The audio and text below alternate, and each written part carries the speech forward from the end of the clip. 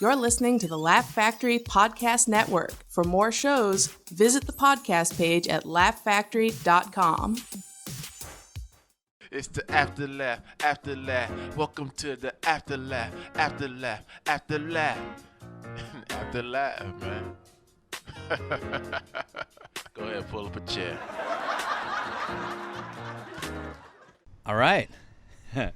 Hey guys, it is Bill Dawes, and welcome to the Afterlaugh. This is I know I often say it's a special episode, but this is actually a pretty special episode for me because you, Steve-O, are one of my favorite people that I don't know that well, but we're friends, and you know. Fuck yeah. And you're hands down my favorite joke writer. Really? 100%.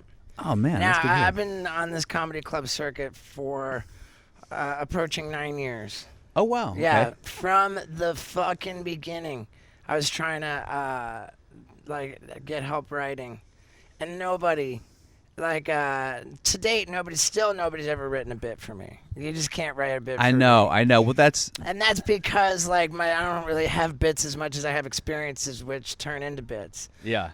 So of course nobody can write bits for me, but even jokes, adding, I've had miserable fucking failure. I'd love to say, I write all my own material because I have integrity. It's not that. I basically write all my own material because I can't ever get excited about jokes that other people write for me. Of course. And you're largely the exception. Man. Oh wow. It's what you did for that bit about me having the flesh of 7 different dead people grafted onto 15% of my body. To this day, I'm still doing that bit, and every time I just think, fuck, man, I almost feel like just a complete. I don't want to say fraud, but I always just feel I don't know. It's just telling your jokes and it's huge laughs every time. It's fucking awesome. That's great. Well, first, so having a new show and having sent you the link last night and you checked it out, I'm just like a fucking kid on Christmas Oh, Eve, shit. waiting Pressure's to on. check out the whatever tags that you wrote for me for that. well, I was telling Tommy Wakefield, who's here, the producer, and Hey, I was good to be here. I was by the way, he's like it feels so weird, like I'm dating him, saying you're a childhood fan, but you know what I mean. Oh, totally. I grew up in that huge skate boom, fucking Rad, skating with my man. friends, watching Jackass. We're heroes to us. Well, hey, I appreciate it, man. Yeah. I love it when people say thanks for the laughs when it's so obvious to me that I should be thanking them for laughing. That's all I ever wanted. That's true. It's funny. I was thinking this today. I was like, what's interesting about you, Steve-O, is that I like you and I want you to have a great, healthy, happy, amazing life, and I want you to thrive and you're engaged now, right? That's right. But I also want you to do crazy, stupid shit, and that's Sure. a weird sort of combination. And that must be the same thing for you too. That's exactly where I'm at. I live a double life, Yeah. and to do.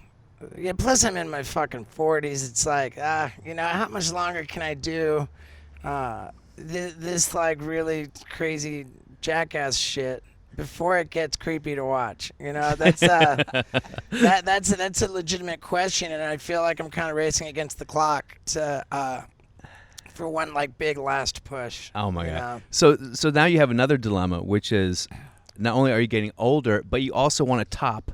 Sure. The other bar shit. gets higher and the body gets less capable. Yeah. And the desire to I don't know, just keep the dream alive, man. That's the thing. Yeah. Now I want to before we get into some of the deep cuts about what you're up to and what you're going to do, I want to get back. I think a lot of people are very curious about Steve-O as a child. And what it is, because let's say someone who doesn't know Jackass and didn't grow up in Jackass, like this Jamook over here, if you don't know, I mean, fucking Google him, number one. But number two, a lot of people would say that you are crazy or maybe have a death wish or whatever it is.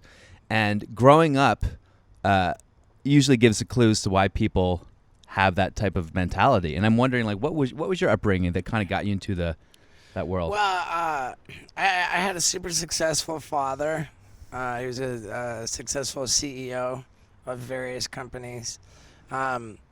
I grew up in 5 different countries because Dad's job moved us all around. Can you say what type of work he was doing? Sure. I was born in England. Dad was working for Procter & Gamble or something or other. I know that when I was 6 months old, my family moved to Brazil.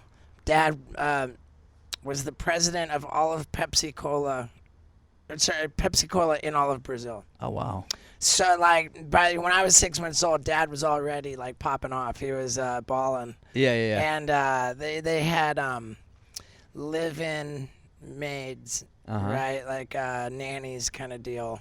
These Brazilian, Portuguese-speaking live-in maids who essentially raised me. Like I spoke my first words in Portuguese because I was raised by the live-in maids. Yeah. Where was your mom? Was your mom a stay-at-home mom? Mom was balling. She was drinking. Mom was a hardcore alcoholic. Yes. As well as everybody on my mom's side of the family. For sure. Hardcore alcoholism. What were they? Because my mom was Irish, and they were all like dead from drinking it. I mean, I don't know that nationality has much to do with it. I think that but my mom's side is Canadian. Okay. Mom's side of the family is Canadian. So you remember her when you were a kid? You remember her drinking and stuff? Oh yeah. Shit, yeah. For sure. I remember both my parents drinking. But Mom, it turned really dark with her drinking. Yeah. And so I guess I made her to be Sigmund Freud. Like there's I had neglectful parents. I had a drunk mom. I had an absentee dad. Yeah, drunk mom. That'll do it. And I upped and moved.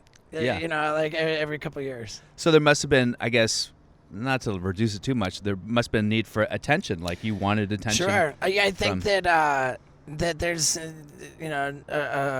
indication there of how attention seeking. I'm a world-class attention whore. I'm not complaining about it. What's one of the things I also love about you is you're very unapologetic about it, because I feel like if you are a comic or an actor or anyone in entertainment, at the end of the day, that's what you're doing. You're like, look at me, Mom, look at me, and you're dancing around like a monkey. And Sure. then to pretend like, no, I'm an artist. Well, paint if you're an artist. If you're an actor or comic, Right. you really want attention. And you've always been like, hey, man, yeah, Sure. I want to get on TV. Sure. I think most comedians, I really think most comedians would agree that there's some sort of like dark self-loathing that's involved or driving the urge to get on stage and Yeah. love me. Yeah. I don't love myself. I need you to do it for me. Please love me. Of course. So were you a latchkey kid? Was that kind of your upbringing? Were you What's latchkey kid mean? Well, I guess you were a latchkey kid means that like kids who would like let themselves in from school and the parents were there and Yeah, well, if Mom was drunk, going to school tended to be optional. And Dad was always on business trips, and that was mostly when Mom was drunk. yeah. And then when Dad came home, all of a sudden it would be like super disciplinarian to try to compensate for the time he wasn't there. So there's a real hot and cold inconsistency. Yeah. Which I don't know is super helpful. Was your dad, because it's my thing about my family, I think my mom was a bad drunk, and my dad worked every day, but I felt like my mom hid it from him. It was like the big secret in our family, and no one ever talked about it. Sure. And my dad somehow managed to just not know, or like, like your dad had just these rose-colored glasses, and he was pretty oblivious. So he'd come back from work, and your mom would be all dolled up, like, Yeah. Mom, who you fooling? And so much of this has been like, covered time and time again, but I'll tell you a part that really wasn't. I don't know that there's been a podcast that I told this on. Yes, awesome. But That's all I want. I was, of course, famously locked up in a psychiatric ward by Johnny Knoxville and the other Jackass, not the cast, but the crew. Yeah. And, I was in, like spitting on people when they got me to the hospital, and they changed my, under the legal code 5150. They can keep you for 3 days against your will. So, yeah. But I was so belligerent, they gave me 5250, which meant that they could keep me for 2 weeks against my will. Oh, wow. Only about 7 days into it, I should say it only took about 7 days for the fog to clear enough and for me to realize that I really was desperately in need of of a lifestyle change. Yeah. When was this? What year was this? This was in March of 2008. 2008. So just over okay. 10 years ago. Yeah. And Dad, I went directly from that psychiatric ward to a hospital slash rehab, where Dr. Drew Pinsky was he was the director of the chemical dependency unit. I think that was his last position actually working as a doctor. I think since then he's just been sort of a media personality. Was this on TV when you were doing this rehab? It was not. Okay. No. I mean, I would go on to later put out a documentary, sort of, retroactively, or in retrospect, I should say. Yeah. But we show up, and Dad flew out to, sort of be there as I made the transfer from the psych ward to the rehab. Yeah. We're checking. This is the story that I haven't told. We're checking into this rehab. And they got me in like a waiting room, and they're getting ready to, process me or whatever, intake, and just sitting in there with my dad, and dad's trying to be all like chipper about everything. He says, once we put this behind us, once we get this fixed, like we're in rehab. This is gonna be like fixed, once it's behind us. And he put it in the same idea in one other way, and I was like, Dad, this doesn't get fucking fixed. I kind of like threw a little temper tantrum. I said, we don't fucking put this behind us. It doesn't get fucking fixed. Yeah. I'm a fucking drug addict. I'm always going to be a fucking drug addict forever. It's never going to fucking change. And the fact that you were married to Mom for 25 years and still don't fucking know that is pathetic. Wow. And I said, Dad, I'm here because I finally, because I'm fucking serious about this, Yeah. And like, and if I'm going to be serious about this, you got to be serious about this too. You know, like it's, it's everybody's fucking sick in the equation, and it's crazy, like looking back on it, how how educated I was about it, like I knew damn well my problem, and I knew like what I just wasn't willing to do shit about it. But at that point, I was all in. I was truly all in. So once we got to the intake, past the intake, and then like we were actually with Dr. Drew.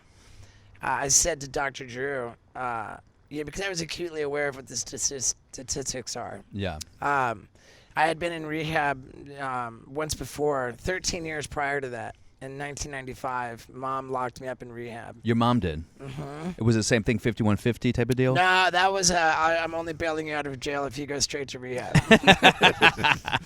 And I at the time I had a cast on my arm from my last drunken fucking escapade, and they determined the jail deemed the cast on my wrist to be a potential weapon, which would give me an unfair advantage in a fight. So they had me in like the scariest cell. Oh, shit.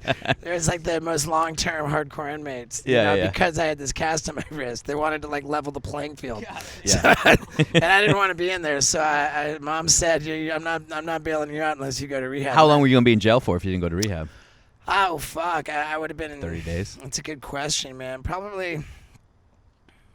I honestly don't fucking know. But I didn't want to be there, period. So I mean, it's only $1,000 or something. I didn't have this fucking shit.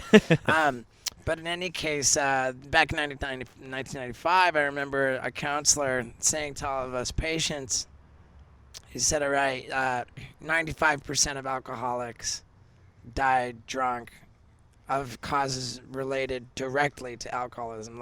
Only there's some, version of the statistic. That's what the statistic is. Yeah. Or 5% of less of alcoholics ever achieve long-term sobriety.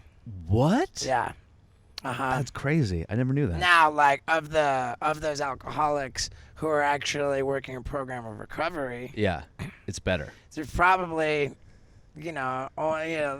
Once you get into the program of recovery and actually do the stuff, Yeah. then it's not so daunting. Yeah. But very few alcoholics ever even try Yeah. to do the work of recovery. And then when you do the work of recovery, to finish Right. it and go through all the steps is a whole other process. Right, but it's a disease that doesn't fucking go away. If anything, it just gets worse. You have to continue to do all of this fucking shit, like this 12-step shit. Yeah. You have to. Yeah, You have to help other people, like with the same recovery shit. It's how it works. And so I was acutely aware that the odds are so stacked against the alcoholic drug addict, Yeah.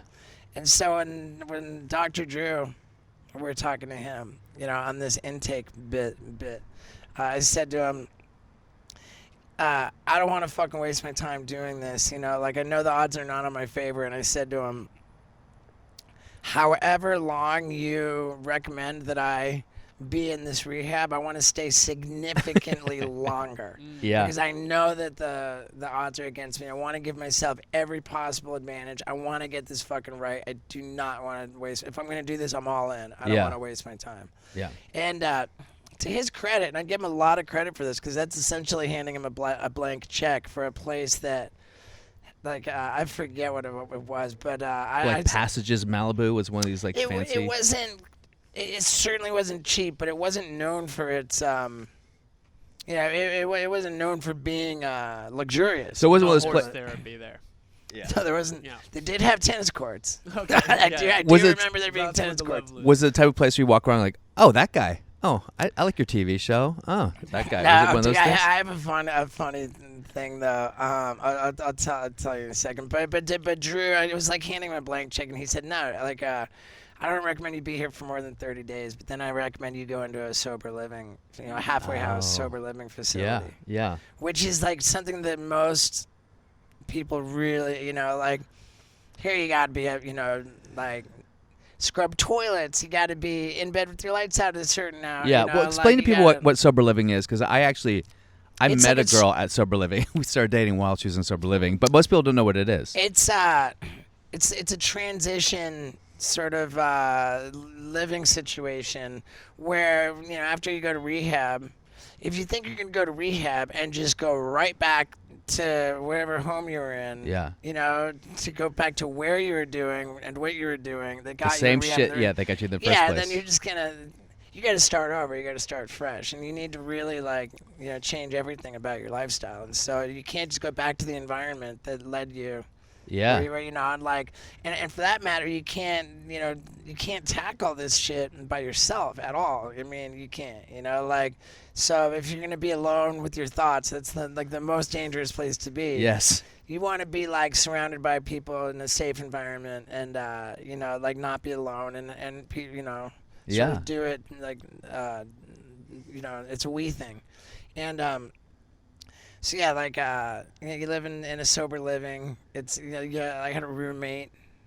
I had to be up by 9 a.m. and with my bed mate. I had to do my chores. I had to And do all my. who's overlooking it though? They're just the There's person. a house manager. And the house manager, they're not accountable to the. They're accountable to the state maybe, but they don't have They're accountable to the owner of the place. owner of the place. Yeah, okay. it's not like a government state. It's thing. sort of a private thing. It's a private thing. So for you sure. can have crazy people running a sober living and getting away with it probably too, right? Of course, Yeah. and then it's a whole seedy thing because, it's like, oh, if they're paying, I was in a well above board spot where they drug tested me at random twice every week. Oh wow. Every time you come into the house, you blow into a breathalyzer. They make sure that nobody's fucking around in there. Yeah.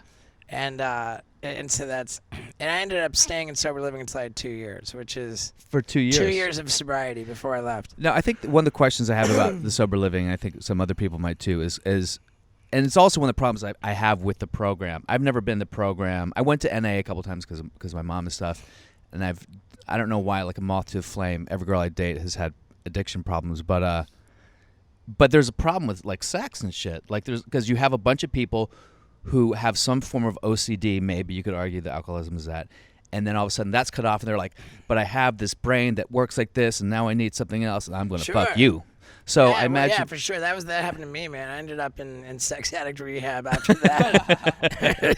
Yeah, because were you in sober? I mean, in sober living, are you supposed to also be celibate? Is that part of it? I mean, celibate. I don't think anybody's celibate. You know? But and there's no hard and fast rule, you Yeah. know, by any means. But it's certainly not recommended to get into a relationship in your first year of sobriety. Yeah. I waited 7 months before I dove into a relationship. And you were celibate for that time, or you were just? I distinctly was not celibate. Celibate means Elvis does not leave the building. You. That means you don't pee white ever. That's what celibate means. Hilarious. Yeah. But you were celibate for a while. I was, yeah. When I got into the sex program, I was celibate for a long fucking time. So was the sex? So it's like a 12-step sex Addicts Anonymous or Sex and Love Addicts Anonymous. Exactly, Sex Addicts Anonymous. Yeah. And Similar process in the. yeah, it's just different because with alcohol and drugs, it's like so black and white. You know, you just don't drink. You know, but with the sex program, you're not trying to become asexual. You know, you're just trying to change your approach to sexuality in a way that's not addictive or destructive. yeah. And God, because you've heard about the 13th it's step more too. like the sex program is more like the food program because you still have to eat. Right. Yeah. You just have to have an approach to eating that's not compulsive and And did that work for you? Was that something that you got back you on? know, I'd say so. Yeah, I'm fucking He's stoked. engaged. Yeah. I'm engaged. Yeah. Yeah. And my girl really really appreciates my whole approach to it. Like sincerely, because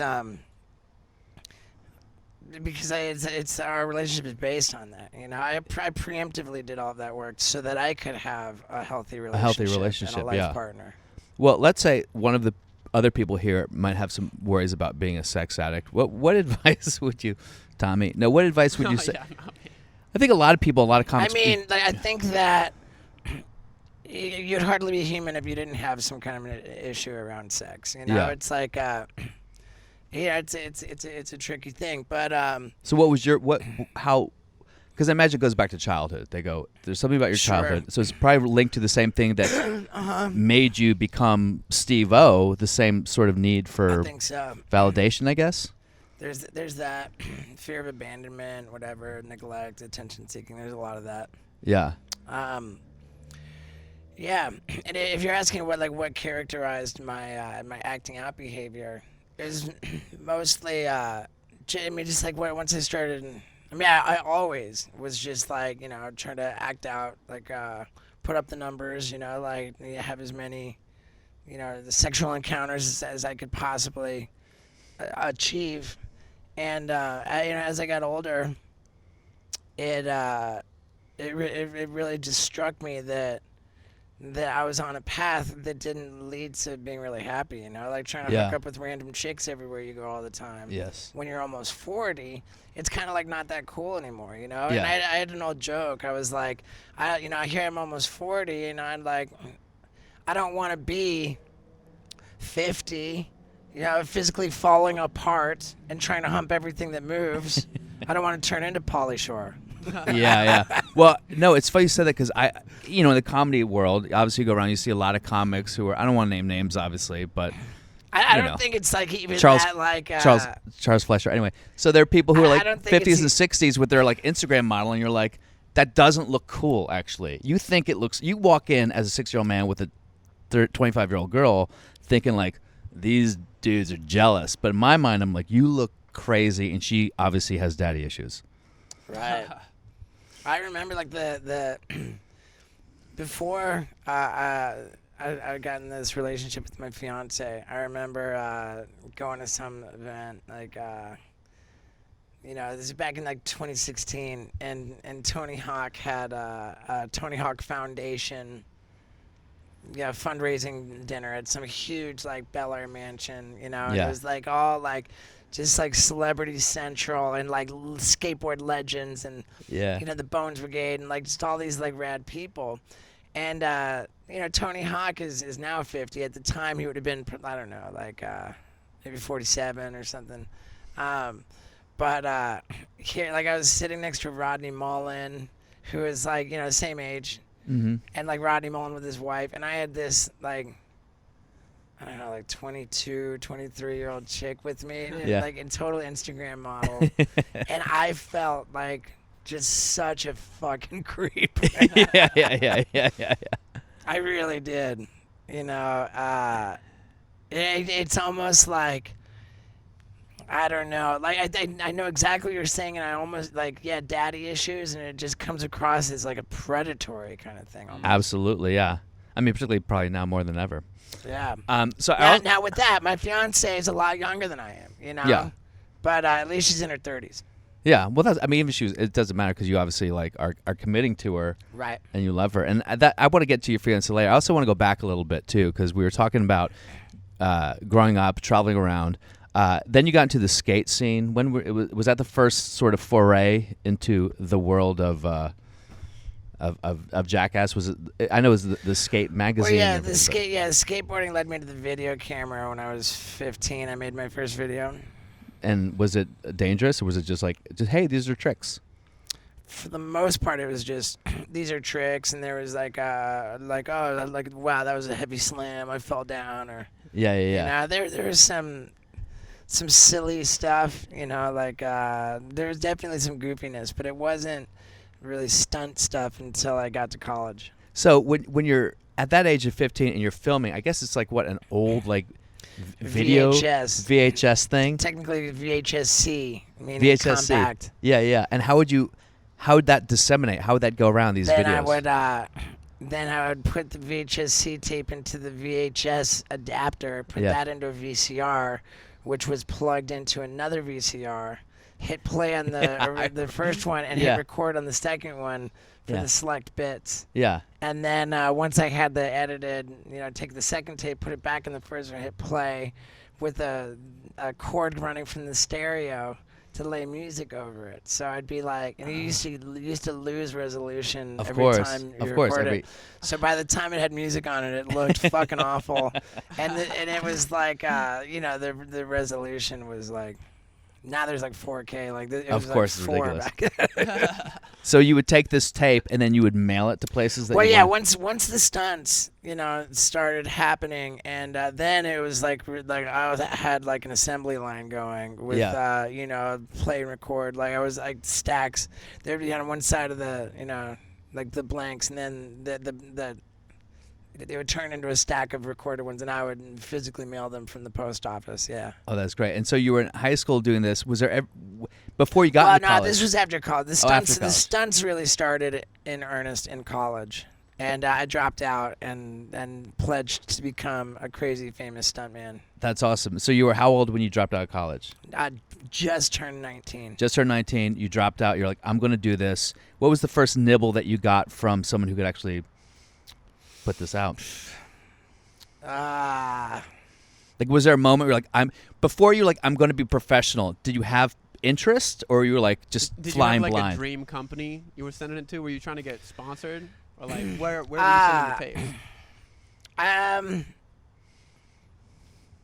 Skateboard magazine, distinctly Big Brother magazine, which would go on to essentially turn into Jackass. And Big Brother, there's a documentary about it right now called Dumb, which is on Hulu. Amazing documentary. Dumb. The Dumb documentary on Hulu really is something else. I was at the premiere for that, and it was even disturbing, because you look at Jackass, and Jackass had such a kind of a wholesome quality about it. It's weird to say that Jackass was wholesome. I agree. But there was just never anything mean-spirited about it. We were never having anything at the expense of anybody else. It was all expense of yourself. It was all at our own expense. There was no misogyny. There was no bigotry. There was it was all really pure, and the spirit of it was genuinely positive. And, just good spirit. Yeah. But the origin of Jackass really wasn't the case as much. That Dumb documentary, which is the Jackass origin give people story. some highlights about that. So you were doing these tapes because you kind of got into the Jackass scene a little bit later than Johnny Knoxville had already kind of started his group. Right. Well, see, Big Brother. I mean, if I can boil it down, and this is essentially the bullet points outline of the Dumb documentary. There was I don't know, Bill Gates, like a A venture tycoon. capitalist type of deal? A guy in skateboarding. Now, keep in mind that skateboarding is like back in the day when I first started skateboarding, everything was like really light and fun and cute, and like all of the revenue coming into the skateboard industry was really dependent upon the approval of moms, because like the kid would show up at the skate shop and who was paying, mom was paying. Yeah. Mom was paying, and so like the very small media in skateboarding, Thrasher, was like really pretty careful not to piss off the mom. Piss off mom. You know, like in those early days, the skateboarding, like even they like skateboard videos would have a section where it's called the slam section. Yeah. Where like they gathered all of the fails, the falls. And they would be careful to make that like cute and funny. You wouldn't have like the really violent, like bone crushing, like nut, testicle racking shit. That was really the way the skateboard industry was up until a point in the late 80s. And what happened? What was the shift? Well, there was just this fucking guy, Steve Rocco, and he owned what was called World Industries, and it was a conglomeration of companies where he essentially had a monopoly on the skate industry. And he said, fuck this, man. I'm not fucking kissing ass anymore. Fuck that, he put out the first video that really celebrated what skateboarding actually is, which is vandalism. It's fucking like destruction. It's punk. It's like, it's illegal. It's anarchy, yeah. It's trespassing. It's vandalism. It's fucking like self-harm, like you fucking get hurt. Like, it's fucking badass, and on top of that, it's like, it's prohibitively fucking difficult. Like, I started skateboarding within 10 minutes of walking out of the Back to the Future Part 1 in 1985. Everybody started skateboarding because of Back to the Future Part 1. That's so funny, the hoverboard, in 1985. Yeah. I knew I had seen a skateboard. I went straight to it when I walked out of that movie theater. Became a skateboarder from that point. Yeah. That Christmas, it would have been Christmas of 1985. Yeah. There was a fucking skateboard underneath every tree. Every fucking kid got a skateboard. And where was this? Where were you at this point? I was living in England. In England. Wow, even in England. Because it's kind of, skateboard started. I went to the American school in England, but this was a worldwide phenomenon. Yeah. The skateboard was underneath every fucking tree, every Christmas tree, Christmas of 1985. And in short order, probably 90% of those skateboards were just set to the side because they're fuck that, this shit's too hard. Yeah, they tried. It was like too fucking kind of like hard. the hoverboards. They got real popular and people wiped out and broke their arms. It's just too difficult. Like, and then once, that was sort of like the birth of street skating around that time. And then you saw the ollie, like to ollie like up a curb, to get to jump it's so fucking difficult. Yeah. Like once like the percentage of these kids that actually learned how to ollie, like skateboarding, just straight up, it weeds out the weaklings, man. Yeah, for sure. Because if you're a half-ass person, you're never gonna learn how to ollie a skateboard. Yeah. It's just too fucking hard. It takes too much work. It takes too much perseverance, and it requires you to fall down and get hurt and then get back up and keep doing it. Yeah. Skateboarding really isolates like a special type of person that's tenacious, that's like that makes sacrifices. It's weird though, because it's this weird crossover of like burnouts who aren't really accepted by normal society, but they're also like hardworking, perseverant. It's really and on top of all of that, skateboarders got such a head start on video production because there was no other activity that lent itself to videotaping oneself and editing and making a sponsor me video. Yeah. So like now, I think it was '88 when Steve Rocco said, "Fuck it," everything's because of this guy Steve Rocco. And he took it from the moms. He said, I'm not kissing fucking mom's ass anymore. Yeah. And he made this. He wanted to make the first really gnarly skateboarding video that didn't kiss mom's ass. And interesting that the person who produced that video wasn't a video producer by trade, wasn't like that. There was actually a photographer whose job was to take photos for World Industries. And he got the job of editing the first video, that first gnarly video, which was called Rubbish Heap. Rubbish Heap. Yeah. The photographer got the job of producing that video by default because and that person was Spike Jonze.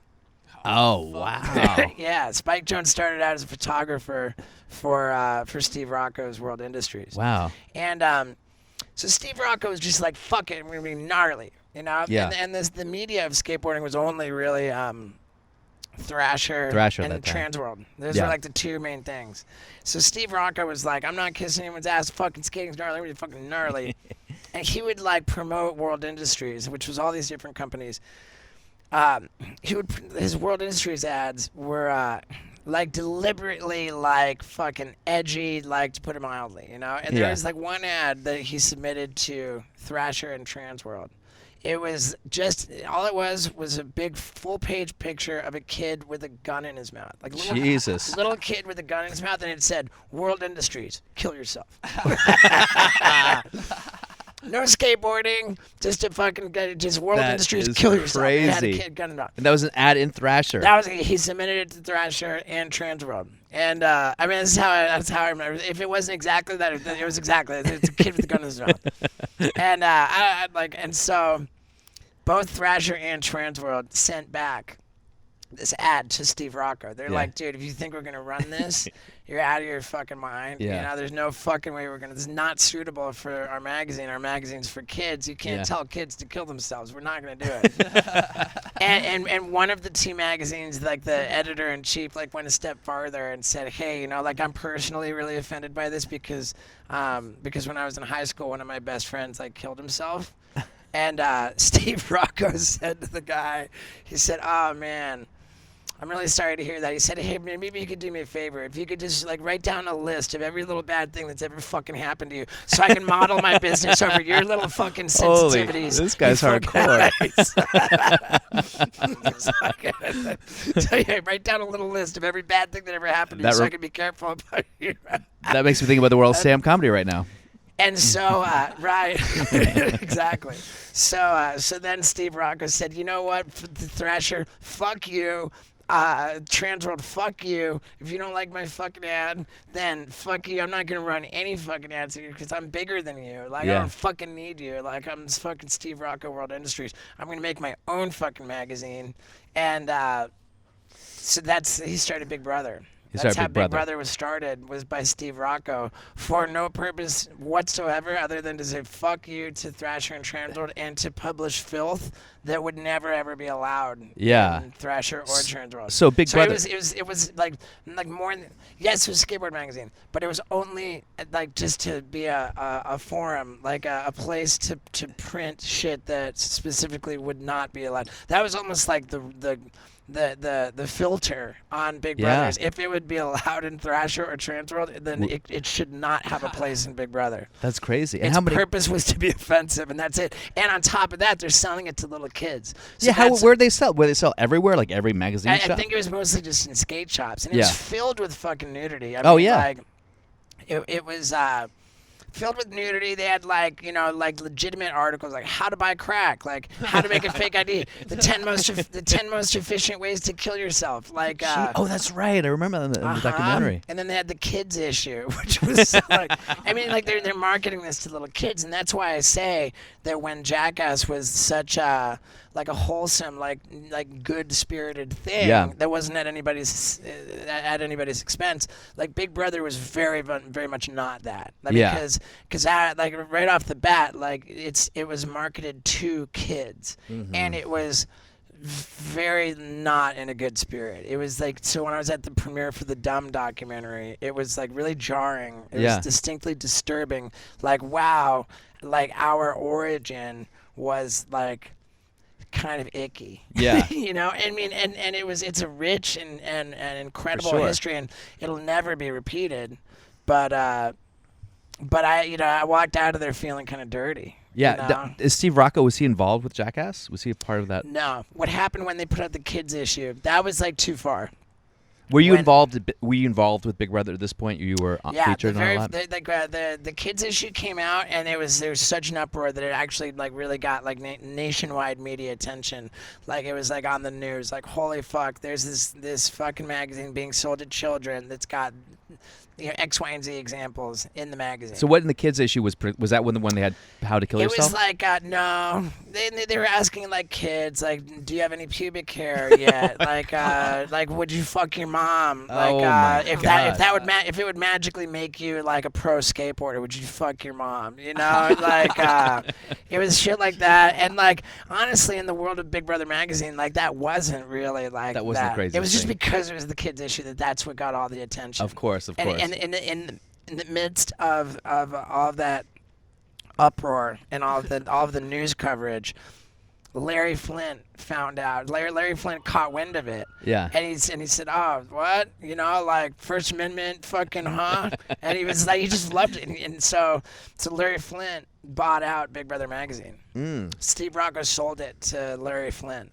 Wow. And how did it change after that? And at that point, Larry Flint was publishing like some 27 fucking porno magazines and one skateboard magazine for kids. Magazine. And there was like a mailroom error at one point where every fucking subscriber of Big Brother received an issue of Taboo. Oh, that's awesome. Oh, that's Taboo, right. I think I heard about that. Yeah. And every Taboo subscriber received an issue of Big Brother, which is pretty great. And when Larry Flint bought it out, then Jeff Tremaine took over like the whole. Yeah. I mean, Larry Flint didn't have anything, and he owned it, but Jeff Tremaine became the boss. Yeah. And Jeff Tremaine, of course. Well, yeah. Tell people the story about Jeff Tremaine. Well, yeah. And how Jeff Tremaine was like was really like the brains behind Big Brother. Sure. Like Steve Rocco was,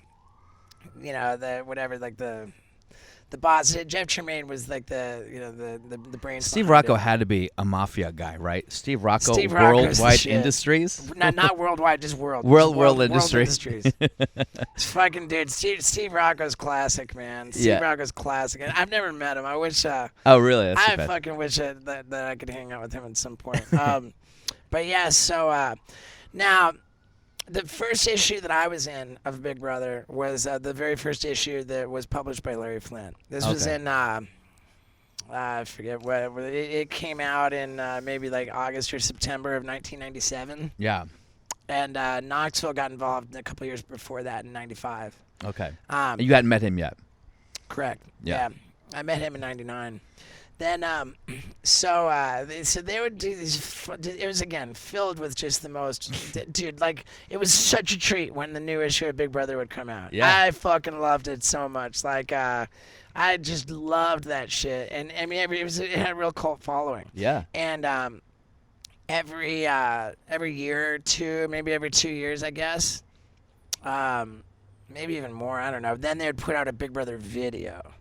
And then now in the video, you got to actually see, like, the photos of the magazine come to life and all this, like, sort of behind the scenes, like, the video would, like retroactively chronicle all of the articles in the magazine. The pictures that you saw. Like, you see so Big Brother videos were fucking huge. epic. It was so epic, yeah. And by the time the Big Brother video that had me in it came out, the first Big Brother video was called Shit.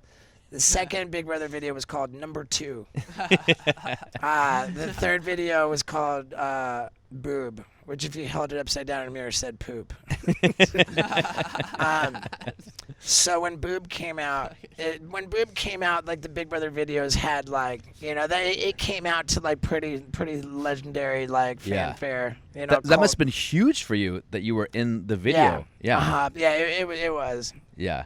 Yeah, it was totally rad. And what I didn't know at the time was that when the Boob video came out, it came out to such fanfare that Jeff Tremaine reached out to Spike Jonze, who at this point had gone from his making the Rubbish Heap video in the 80s to becoming you know, and this is what, only like 10 or 15 years Yeah. later. What was his first big break? Well, music videos, obviously, but the Beastie Boys Sabotage video was a big one, and then being John Malkovich made him an Academy Award nominated movie director. Yeah. But before that, he had a couple big films too, right? But Spike Jonze is fucking huge, and so the Boob video came out in '99, and Tremaine reached out to Spike Jonze, and he was like, hey, like, everybody fucking is going crazy over our Big Brother videos, but nobody gives a fuck about the skateboarding. He says, I think if we subtract the skateboarding, if we just cut out the skateboarding, then what's left over would be an epic TV show.